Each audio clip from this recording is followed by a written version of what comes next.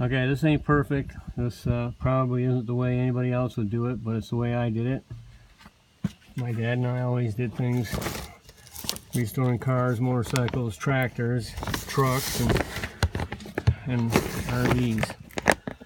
That's a 2x4 I bought from a sawmill. It's rough cut. It's a full dimension 2x4. I laid it in there. I left it sticking out here. You can see I still have my my support here.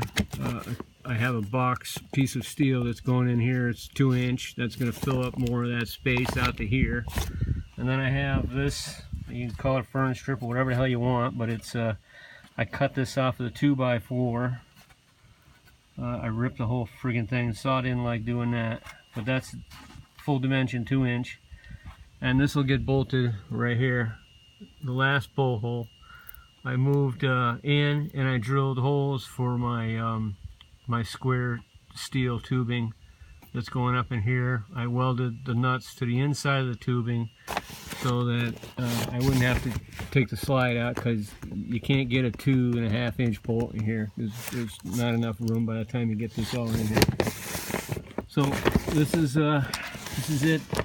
It's a 13-foot slide on an 04 Puma, and something you got to really pay attention to when you're buying these things, especially if the kid you're talking to is inexperienced and he's trying to make a name for himself. He didn't know anything about any of this, I don't think. I'm not thinking that they ripped me off intentionally, but you really got to pay attention. Kids today, they don't give a shit. They want to play with their toys and their games that are on their phone and whatnot, but it's a lot of work. I've been at it since 7 o'clock this morning. It's 2 o'clock now. Hopefully I'll get this done today. I'm going to use some RV tape. It's EMPD for rubber roofs. It's nasty shit, sticks like a bitch. I cut this up high because I wanted to be able to put it back on here, and I'm going to staple this back to my 2-inch piece there. And plus I have the RV, the standard RV molding piece that goes on here, plus a wiper.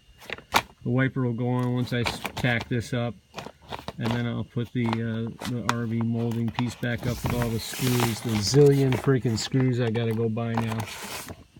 And hopefully it'll last a while. I don't think that piece of steel will go anywhere, but you gotta pay attention when you're buying used RVs. I had no idea this was like this, and I'm laying awake at night trying to figure out how to fix it.